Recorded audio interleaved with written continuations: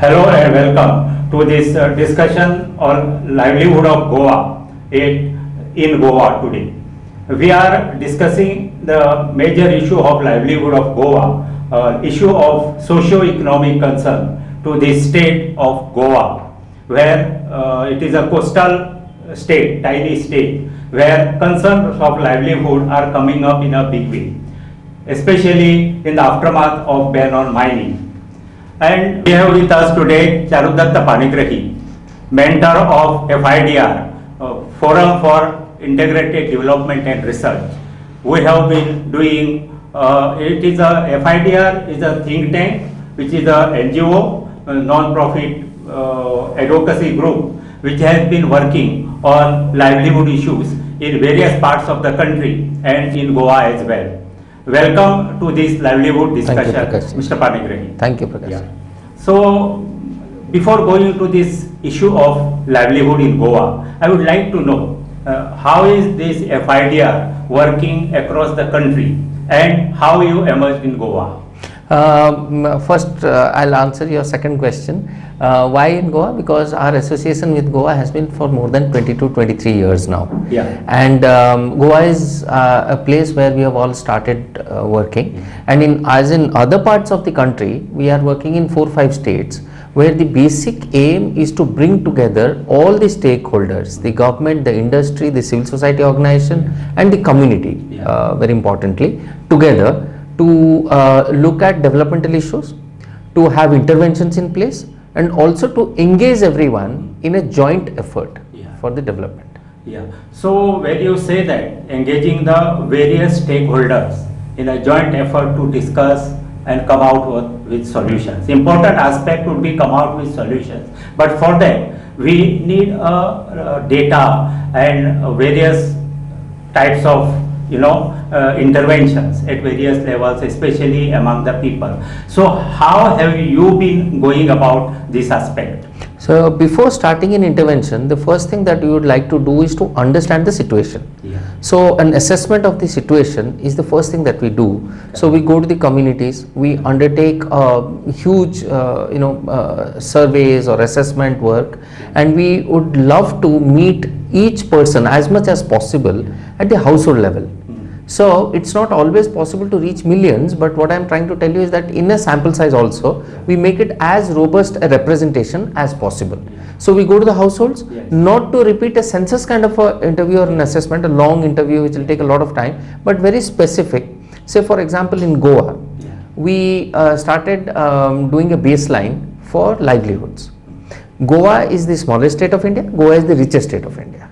So with that kind of an environment, we wanted to know what are the issues, livelihood issues of the people of Goa, specifically of the youth.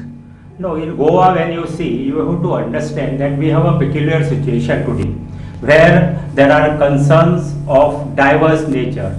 Mining, one of the major activity which stands banned, and tourism is taking the pressure. But you do not know tourism itself is a fickle kind of an industry. Internationally situation, it depends how the tourism can flourish, how much stress it can take. Then you have other sectors. People are migrating, youngsters, not only the opposition. Today government, MLAs and deputy speakers stands up and says employment for the locals is a big concern. People, youngsters are migrating. In this situation, how you see this whole issue to be resolved? Before actually look at resolution, we wanted to spend more time at the community level to know, as you said, to collect the data, collate the data and analyze the data and know this. That was the first step we did. After doing that, we realized that there are many areas, even in one sector, where we need to understand what are the imperatives. For example, tourism. Now in tourism, there are two trends which are not looking good. One is the climate change. We cannot escape climate change. Climate change is no more esoteric. We can't say it can only happen in some places, it will not happen here. That's one. Because of climate change, tourism will take a hit. That's a trend that's showing. Second is the charter flights, international charter flights have also now dipped in numbers so far. So what I'm trying to tell you is give you some examples. In mining, 300,000 families are today staring at a blank future, at an uncertain future. Now, whether we resume mining, whether we don't resume mining is a different issue, but we need to ensure that their livelihood is taken care of and secured, and hence the security of the youth, or looking at the migration of youth as a problem, as an issue, because not everywhere migration is skill based or qualitative.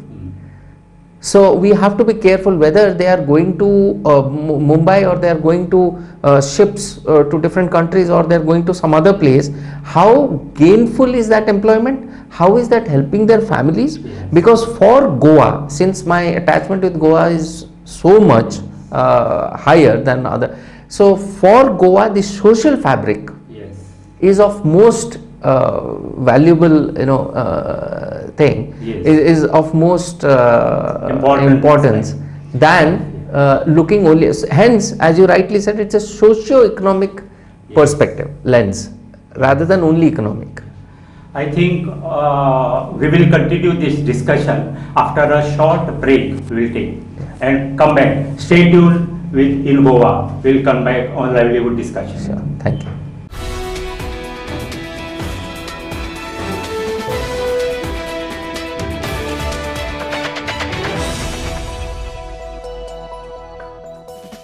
We are discussing in Goa on the issue of livelihood. Mr. Panigrahi is with me of FIDR, the think tank, non-profit think tank, which is working with the people on this issue.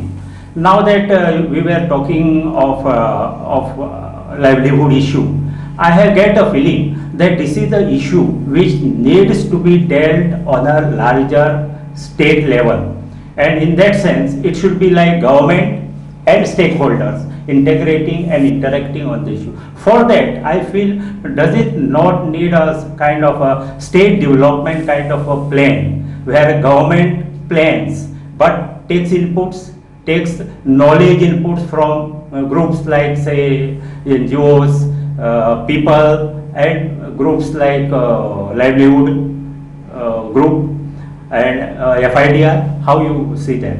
In fact, you have just said that. I wanted to tell you about this, that it is very important that there has to be a platform, a very neutral platform, which is looking at the development of the state, comprehensive, holistic, and data based or evidence based, rather than issue or so we are not given to those rabble rousing or shouting on issues, rather than have a very scientific methodology and approach towards a comprehensive state plan. Now, in that, I would urge you to please, disseminate this and ask all the stakeholders, civil society organizations, the industry, the government, everyone in the community to come together and be a part of this entire process of development. So as a first step, what we have done is, we have gone to the taluka and sub-taluka levels, and we are trying to talk to the youth, the women groups, the panchayat leaders, and all of them to say what is the imperative, what is the requirement for their particular area development. Do they have a taluka development plan? Do they have a block development plan? Do they have a community development plan? What you found? Will be, yes, there are, in many areas we found very positive signals about the people, the way the people think about the development of their area. So we need to, so they need hand holding in collating all this and making a compendium. A compendium is not necessarily a theoretical piece of paper, but what I am trying to say is that a specific plan and an action plan which will tell us that if we are doing these three things, who is going to do this, fix responsibilities, give a timeline. So it will go in a concerted manner. That orchestration is important, and FIDR's role, or Goa Livelihoods Forum, is aiming at orchestrating this entire thing and bringing everybody together and forming that platform. So today, if I see a situation is emerging where for this tiny coastal state with a small area around 3,600 square kilometers, 50 lakh population, but today having stress on mining stress with the ban, then you have you are overused your beach tourism so much, today now issues are coming up of land erosion, that beach erosion issues are coming up. So this kind of situations, and in this context, sustainable development is also an aspect which cannot be forgotten. In that sense, when you say that this development will be by taking people into consideration, people involvement, how you go about this, creating this involvement of people? We are meeting people from different sectors. Okay. We are collating all the information and the dynamics of those sectors. Yes. And then we plan to take this to the government and other authorities, ask them, urge them, appeal to them that while, for example, there are now the tourism policy is underway. Yes. We want to put ecotourism in that. Yes. For example, Yeah. I'm just giving a small example. Ecotourism is the way forward. Yeah. Sea waves are rising. Yes. Beaches are eroding. So, and it's getting warmer and warmer. We have to move away. We have to move away. To have an interlink. Absolutely. And to preempt this and have a plan much in advance, so that we are prepared. The state is prepared to face all this, because if, as you rightly pointed out, that many sectors are facing challenges. Yes. Now, while they're facing challenges, if you don't have a backup plan, what will happen? The migration is going to increase. Yeah. The land size is getting shrunk, because on one hand you have beach erosion, on the other hand you have reality coming up everywhere. We don't want to make this a concrete jungle. I am very positive about Goa, because Goa is probably the most beautiful place in this subcontinent or in this part of the world. We will come back to this discussion. Goa, a small place, beautiful place, but needs an integrated approach to development. We are discussing this livelihood issue. Stay tuned. We will take a small break. Stay tuned to In Goa. We'll come back.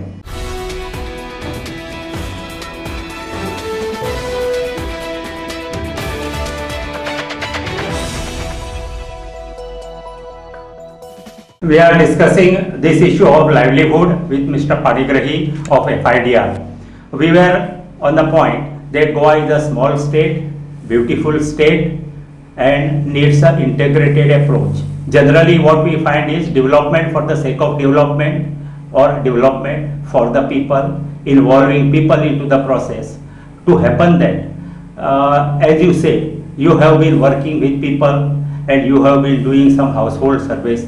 Can we share some insights into what exactly you have been able to say, so that which are the immediate concerns you see and how we go about tackling these concerns? Some of the immediate, I would share some of the highlights. So the immediate concerns are the following. Yeah. One is the income, household income.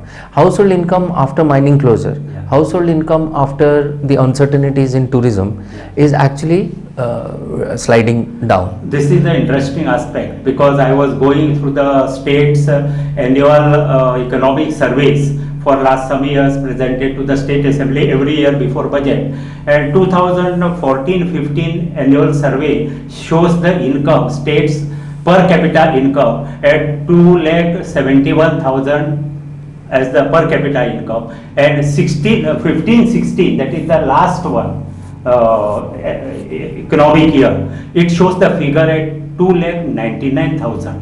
So it gives a kind of contradiction. People feel that the per capita income, Goa is number 2 in the country, and here you are telling me that incomes are going down. What exactly kind of average incomes of common people as against this per capita figure, which is the average figure?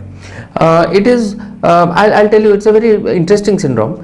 In Goa, I would say that the per capita income is also, the median figure, the average figure is also affected by the, so you have people with high income. Like mine owners. Yes. Like, not only minor, the hotel, so all, 5 to 10% of about 10% is my estimate. Yes. About 10% of high net worth or high income group people. And then you have people who work in different sectors. Correct. So if you take the mean or the average, then it shows a pretty high figure. However, what I'm trying to tell you is that since we have current information, current data, household data is now dipping low because it's almost taking a dent of about 40%, 30 to 40% because the closure of mining. Oh, I'm giving you one example. One example, yes. Closure of mining. So what is happening now is one area is that my income is going down. Another challenge is that I have already bought tippers, trucks and barges and all that loans. So I have had huge loans against my name and I have mortgaged my properties. What happens to that? How do I pay for the EMIs? What is the repayment? In a few months from now, you'll see if this is not taken care of, then banks would feel the pinch. There will be a lot of stress in the banking sector. So now the sooner we act on this, the better. So what do we do? One of the thinkings that's on, it's not my thinking, everybody's thinking, and we have had these meetings at different panchayat levels and people. So we are involving people. So if it's not a bottoms up process, it will not reach to everyone. And we have some excellent government schemes also.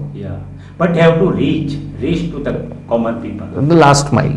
So in that process, what I'm suggesting is, I'm appealing to you because you've been a senior thinker of this state. So and why media has that role to reach out to people. Absolutely. So why can't we take this message and go to the different stakeholders, be it government, be it industry, be it civil society and others, and create this platform? We have all the data, and we are a non-profit. We are not collecting this data for any commercial benefit.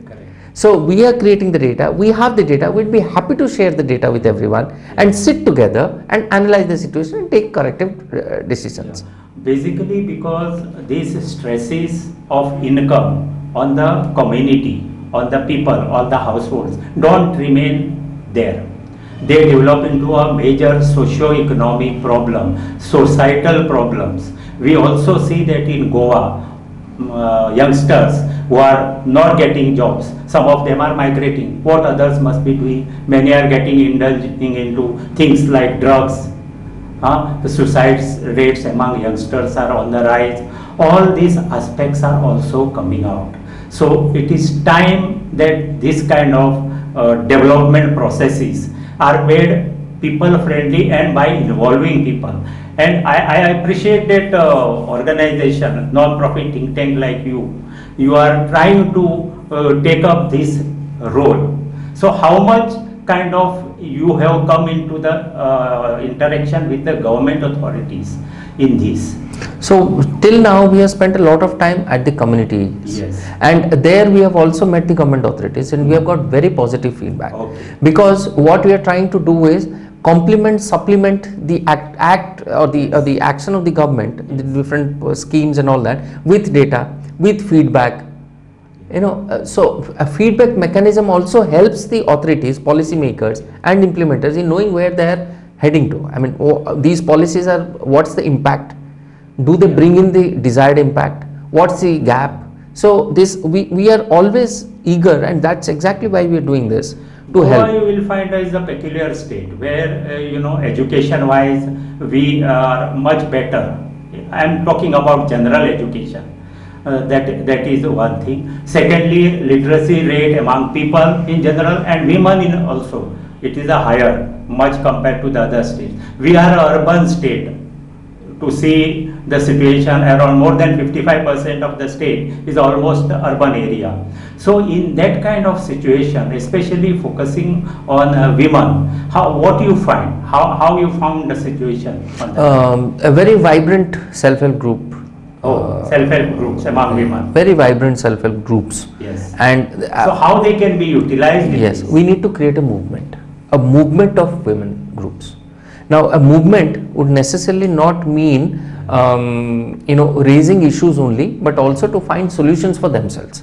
That's what we are working on. But when you talk about movement, there should be communication, reaching out. What is the communication lines? One area, I mean, so far, what you have studied is, one of the areas where they would like to have support is a regular two-way communication and a feedback mechanism on the government schemes. For example, what is the accessibility?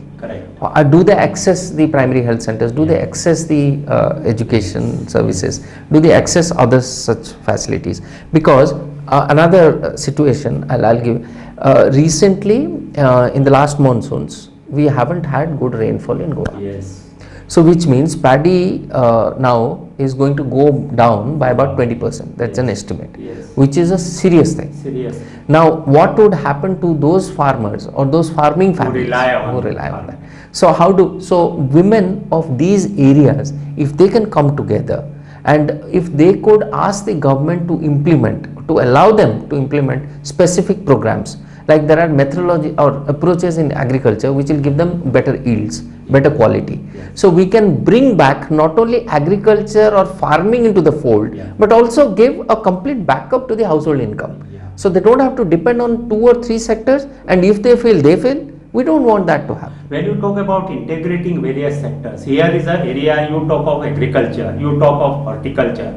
How about integrating this with tourism? So that incomes percolate down to the people of the state itself, instead of we depending on the supplies from outside for all this feeding the tourism. Because in a small state of 15 lakhs, where government figures show that 6.4 million tourists come. Out of that, around 5 lakhs are foreigners. So around 6 million tourists domestic. And when they come, when all these supplies come from outside, our people don't get benefit. So how about integrating this? We have been talking to many people, and there are some good examples also in Goa where they have sustainable models of ecotourism. So ecotourism is one area which could be linked with this in tourism. In urban development also, if we could involve people with skills who could supply products and services to the urban development of the state, that could be a good link between the urban and the so-called rural areas. So I would say rural and urban areas. There is hardly any difference between rural and urban areas in a state like Goa. And we could also replicate some of the other models practiced in other states. Like another northeastern state is declared as organic state. We could probably someday declare Goa as an ecotourism state, where the youths are involved in doing, because the topography of Goa is unmatched, unparalleled in this part of the globe. So, Mr. Panigrahi, this livelihood discussion is such a dynamic topic that it can go on and on. We have time constraint. We are coming to the end of this discussion. It was very nice talking to you on this issue of livelihood. And what is important is your FIDR is offering itself to the government and to the civil society to join hands. Absolutely. To come out with solutions on serious concerns of Goa.